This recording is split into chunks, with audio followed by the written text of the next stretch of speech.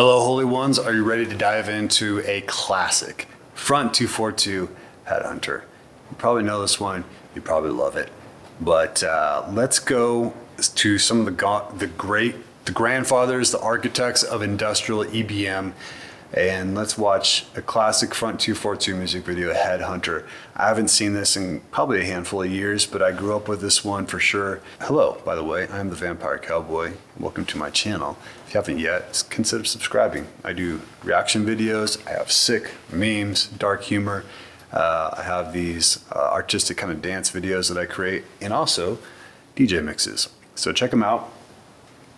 And we're gonna get watching on one of these classics. Now, my kind of wheelhouse growing up was more of the industrial electro EBM kind of stuff like this. And this was, as a young kid, this was I was listening to a lot. These guys, Ministry, a bunch more. So let's experience this if you haven't already. I believe this was directed by Anton Corbijn, once again, a great director who's done so many things. Actually, let me just double check. Yeah, directed by Anton Corbijn. He did a lot of stuff with Depeche Mode. I think U2. I'm not going to go through everything, but definitely an amazing style and a great prolific cinematographer, director, filmmaker, photographer. All right, let's watch some Front 242.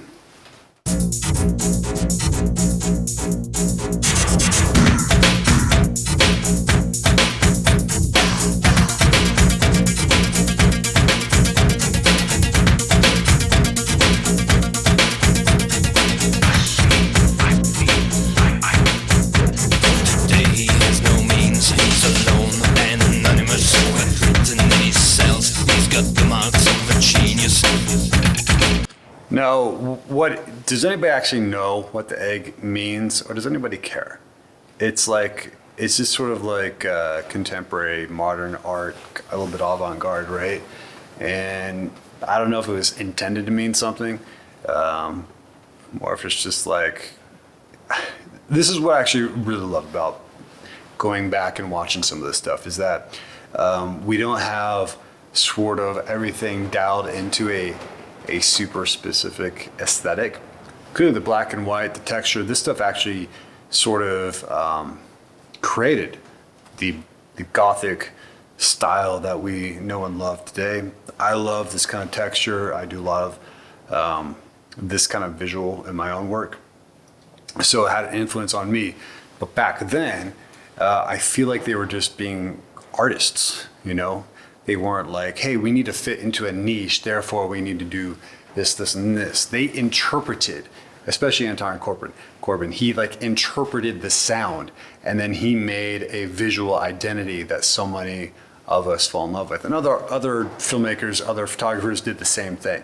And so you get this amalgamation of people just being artists, interpreting a new sound, an emerging sound, such as this was at the time.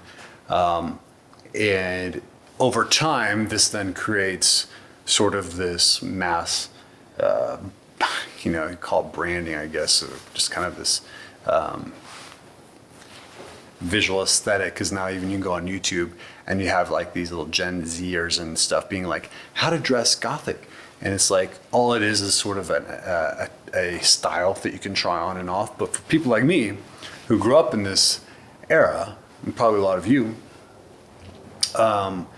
it wasn't like that sort of, I don't know, performative, I guess. It is more like an expression of yourself, and it sort of emerged. I hope I'm making sense. I'm looking for this man to sell him to other man. When you lock the target, do you bait the line? Free you slowly spread the net, and boy you catch the man. But it's fucking cool, right? This is like this like brutalism, this militaristic creation. And I would have been considered more of like a rivet head. That's what they called us. Who listened to this stuff, and it was like this military kind of look, and I love this capturing the architecture. It's capturing sort of the,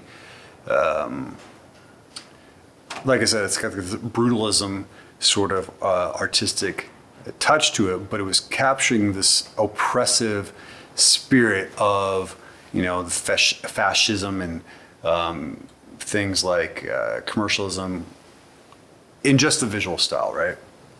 And so by nature, there's a bit of a like, we're the rebels and we're going to tear this shit down.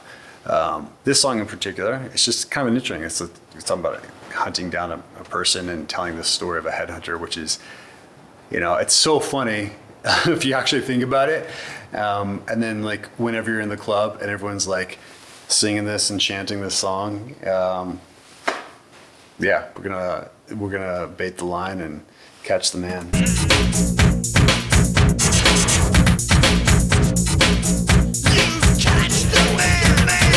And maybe this is just a sense of humor. I'd love to know your thoughts. So for those of you who are watching this for the first time, cool, let me know what you're thinking. But for those of you who grew up with this like I did, is it just maybe a sense of humor? Because like there's so much about industrial and a lot of these artists that have an amazing sense of humor.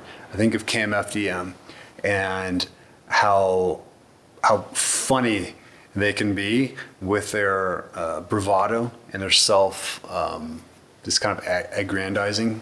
And so I like maybe the whole egg thing is just an element of absurdity that's just thrown in there. I don't know.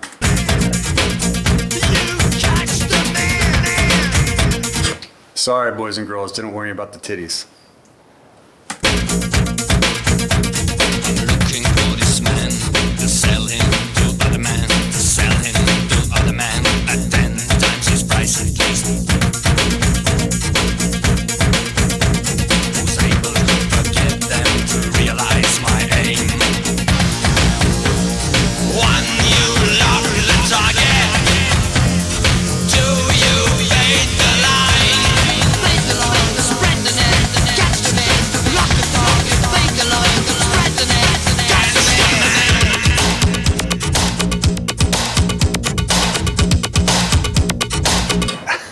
That's incredible. I mean, the visuals are so striking. Incredible visuals. I mean, this is just contemporary artistry. And again, this was very original, So I love this. Like, I mean, the booty spanking is good fun.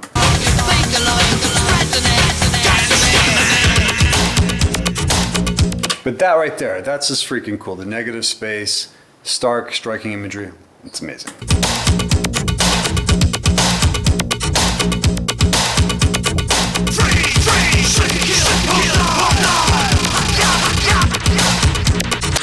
And how many of you have seen them live? Because this, like, I love, like, they go off, right? They go off. Freeze, shoot, kill, or die. That's just, that gets you.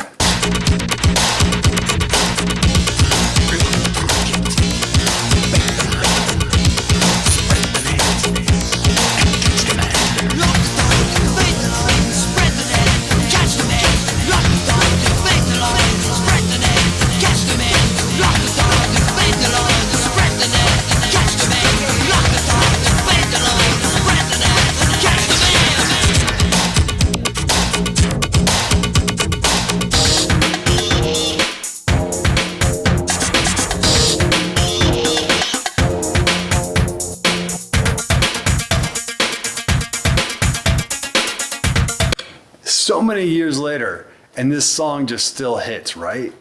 I could just, I don't think this is just my nostalgic life coming through. Like, this fucking kicks. And I mean, I listen to a lot of modern music too, a lot of modern music in this realm.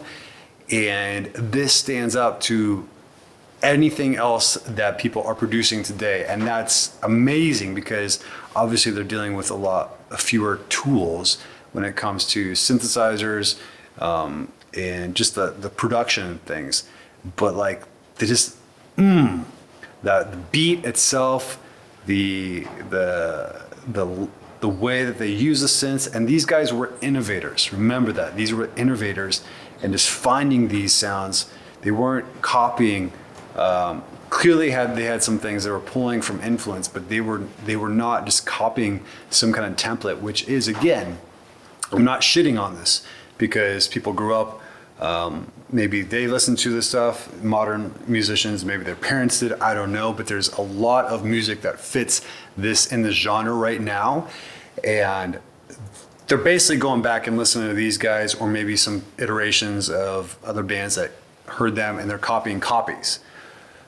And I'm not taking anything away from, like, that's just how we do things. That's how artists work. You know, we hear something, we feel inspired, we create it. You know, we don't have to be overly purist about all this. But this was all, these guys were just they were finding these synthesizers and creating something new, and it still fucking kicks all these years later.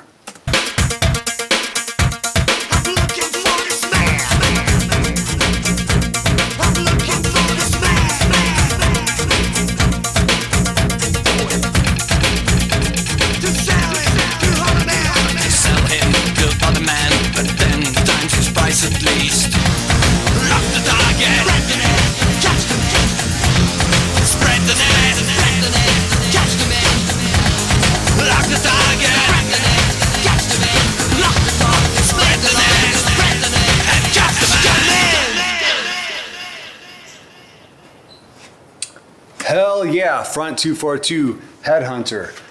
When's the last time you watched that music video? Do you already know and love this music video, this band? Tell me your history with this song, or if this is brand new to you, hello, you've just been initiated. Welcome. You may never be the same. You're gonna go down a long, fun path. Front 242, God, I'm drawing blanks now that I'm on camera, but you know, Nights Are Ebb, Mystery, gosh, yeah, I'm just drawing blanks. I can go back into my dark mind dungeon and pull out some more. So recommend some more from me to react to, whether that's more Front 242 or anybody else in this time, in this genre. It can be industrial, it can be goth, it can be trip hop. Throw something out. It can be modern as well. So I'd love to know what you would like to see me react to. I love the comments. I love hearing your thoughts.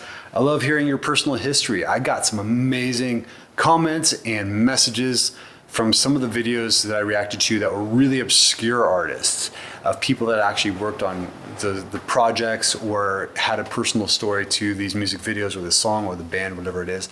I love hearing that stuff. So we're all music lovers here. We all love this stuff.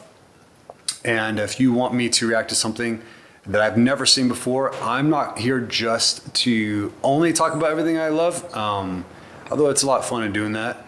I will watch, something I've never seen, and if I think it sucks, I will tell you I think it sucks. I will give you my raw, unfiltered, honest opinion on whatever I watch. And that's the only way to do it. Keep it real.